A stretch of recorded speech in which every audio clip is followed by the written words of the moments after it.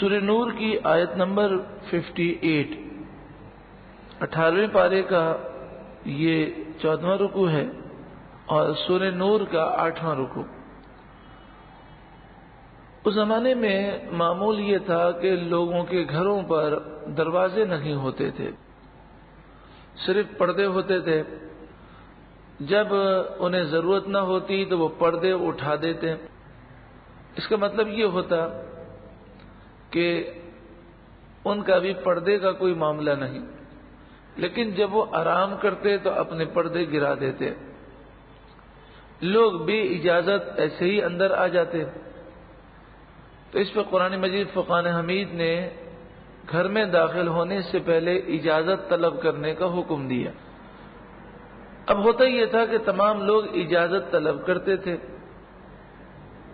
لیکن جو بچے تھے اور جو غلام تھے، جو کنیزیں تھیں، ان پر اجازت طلب کرنا لازم نہیں تھا۔ ایک دن حضرت عمر رضی اللہ تعالیٰ عنہ دوپہر کے وقت آرام فرما رہے تھے۔ یہ تو آپ جانتے ہی ہیں کہ جب بندہ آرام کرتا ہے تو وہ اس طرح آرام کرتا ہے کہ جس میں وہ سکون سے سو سکے۔ ہم امامہ شریف بھی آرام کرتے وقت ضرور اتار دیں گے، سویٹر ہوگا تو وہ بھی بسا اوقات اتار دیں گے، بہت سارے لوگ بنیان پہن کر وہ آرام کرتے ہیں۔ اس حالت کے اندر اگر کوئی آ جائے تو غیرت مند آدمی کو بڑا عجیب سا لگتا ہے۔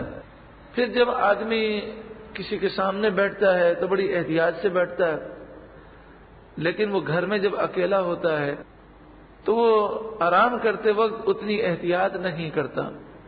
حضرت عمر رضی اللہ تعالیٰ عنہ دوپہر میں آرام کر رہے تھے، ایک غلام اندر گھسایا بغیر اجازت کے، تو آپ کو بڑا معیوب گزرا اور ناگوار گزرا۔ آپ نے دل میں یہ تمنا کی کہ کاش اللہ تعالیٰ ان کے بارے میں کوئی حکم نازل کرے کہ یہ بغیر اجازت کے گھساتے ہیں۔ اللہ تعالیٰ نے حضرت عمر رضی اللہ تعالیٰ عنہ کی تمنا کو قبول فرمایا اور حکم نازل ہوا کہ جو گھر میں کام کاج کرنے والے غلام ہیں، کنیزیں ہیں، اور وہ بچے کہ جن کی عمر 12 سال یا 10 سال سے کم ہے، وہ بغیر اجازت آ تو سکتے ہیں، مگر 3 اوقات ایسے ہیں کہ ان پر بھی لازم ہے کہ وہ اجازت طلب کر کے گھر میں داخل ہوں۔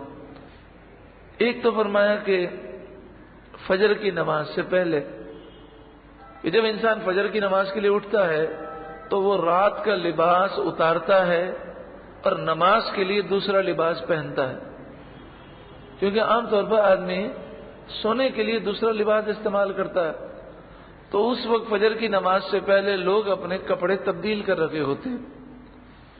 دوسرا وقت فرمایا کہ جب دوپہر کے وقت لوگ آرام کرتے ہیں اور قیلولہ کرتے ہیں۔ آج بھی عرب شریف میں یہ رواج ہے، خصوصاً مدینہ منورہ میں کئی سنتیں آج بھی رائج ہیں۔ مثلا مسجد نبوی شریف میں آپ جائیں تو پیر اور جمعرات کو عصر کی نماز کے بعد افطاری کے لیے دسترخوان لگ جاتے ہیں۔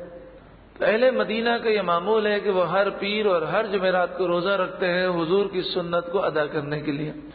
اسی طرح وہاں پر قیلولے کا بھی معمول ہے، قیلولہ۔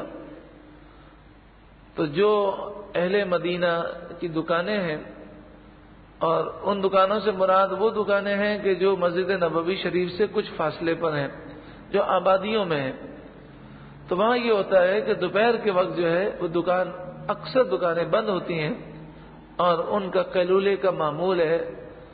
تو اس وقت جب انسان دوپہر میں آرام کرتا ہے، جسے قیلولہ کہتے ہیں، تو فرمایا اس وقت بھی بغیر اجازت کے وہ نہ آئیں۔ اور تیسرا جو وقت ہے وہ عشاء کی نماز کے بعد ہے، کہ عشاء کی نماز کے بعد اس دور میں لوگ اپنے گھر جاتے اور کپڑے تبدیل کر کے وہ آرام کے لیے لیٹ رہے ہوتے۔ تو ان 3 اوقات کے اندر فرمایا گیا کہ بغیر اجازت کے بچے بھی گھر میں داخل نہ ہوں۔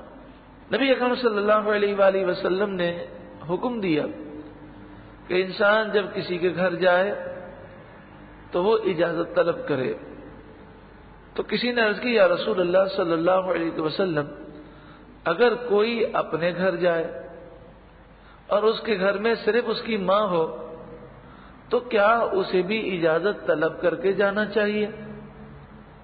اس حدیث کو سننے سے پہلے آج ہماری حالت دیکھ لیں کہ ہم کسی کے گھر پہ تو جاتے ہیں تو اجازت طلب کرتے ہیں، لیکن اپنے گھر میں جب جاتے ہیں تو دستک دینا یا سلام کر کے داخل ہونا یہ ہمارا کوئی ذہن نہیں ہوتا، تو کم از کم دستک دے کر سلام کر کے اپنے گھر میں بھی داخل ہونا چاہیے اگرچہ دروازہ کھلا ہو۔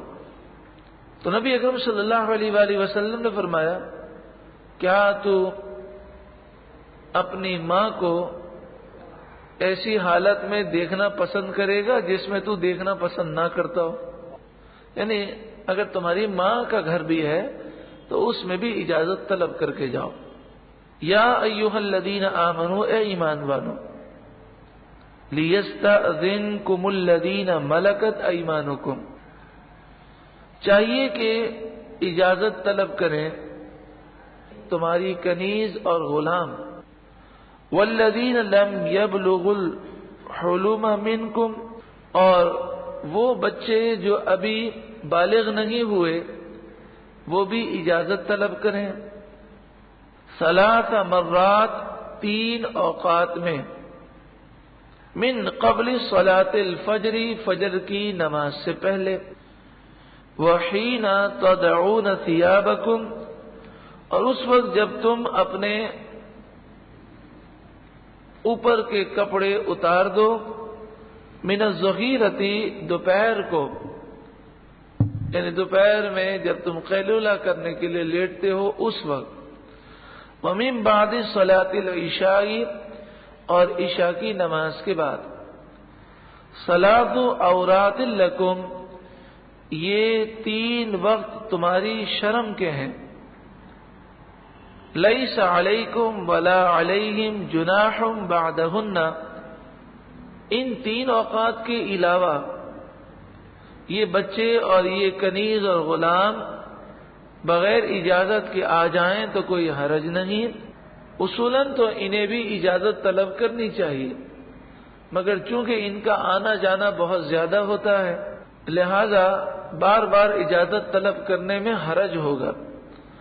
طوافون علیکم بعضکم علی بعض، کہ ایک دوسرے پر بار بار آتا رہتا ہے، اس کا آنا جانا بار بار ہے، آمد و رفت رکھتے ہیں تمہارے یہاں ایک دوسرے کے پاس، لہذا بار بار اجازت طلب کرنا اور بار بار اجازت دینا ایک بڑا مشکل امر ہے۔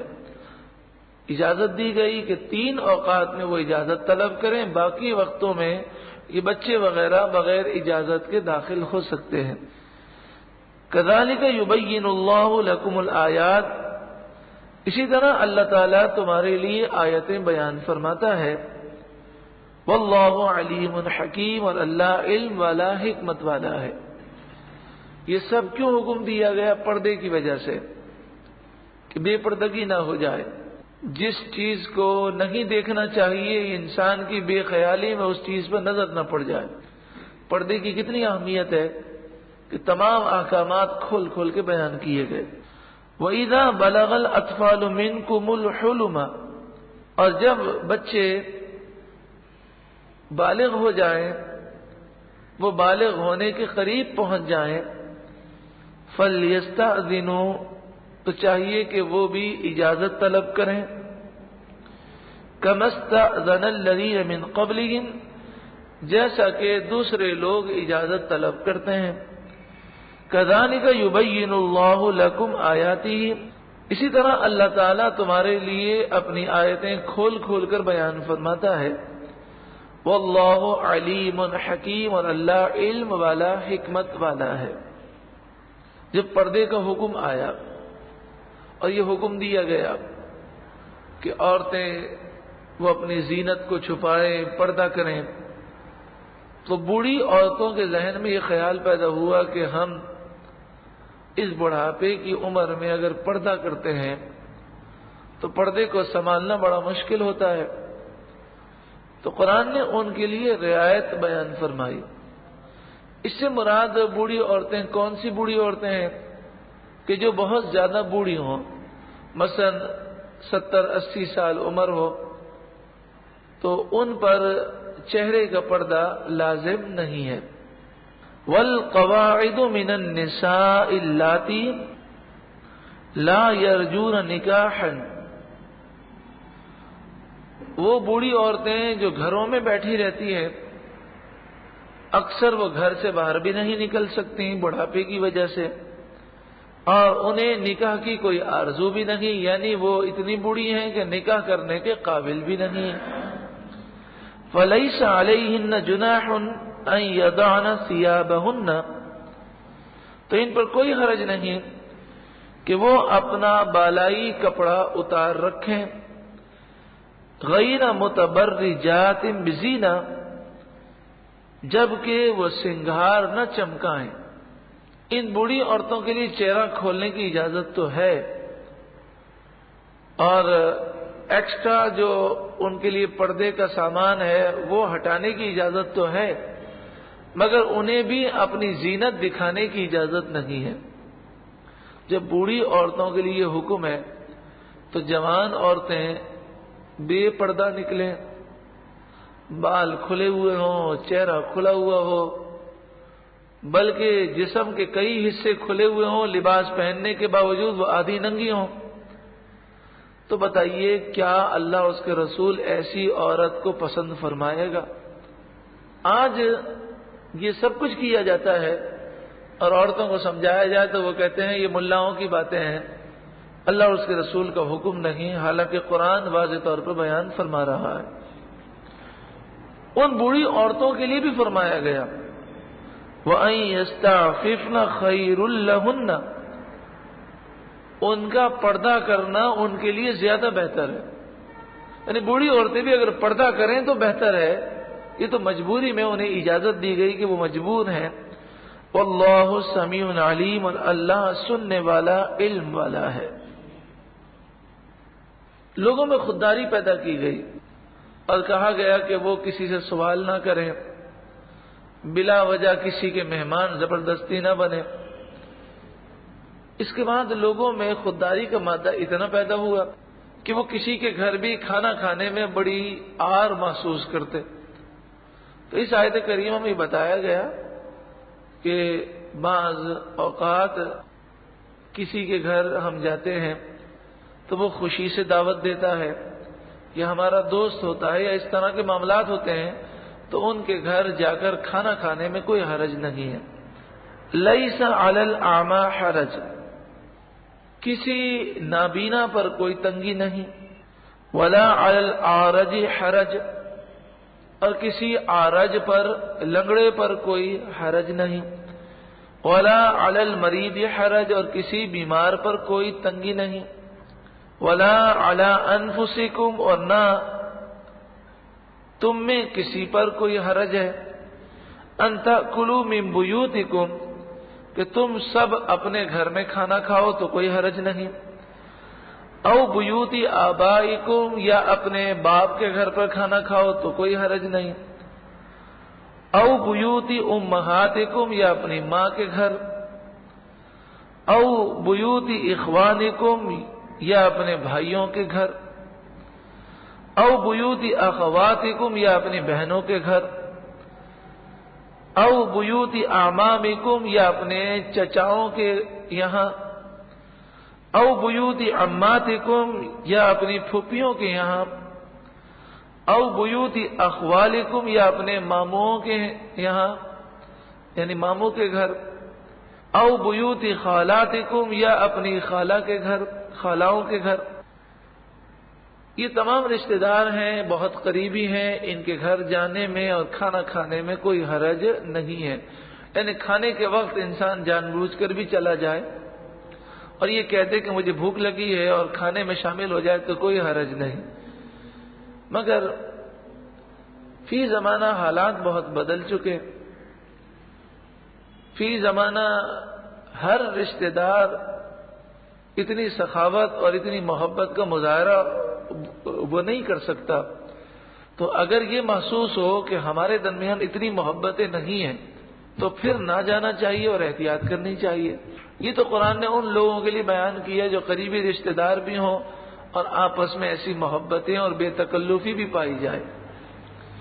او ما ملکتم مفاتیحہ، یا وہ گھر کے جن کی چابیوں کے تم مالک ہو، تمہیں چابیاں دے دی گئیں اور بالکل اختیار دے دیا گیا تو تم اس گھر میں جب چاہو چلے جاؤ اور تالا کھول کر جو کھانا چاہو کھا سکو۔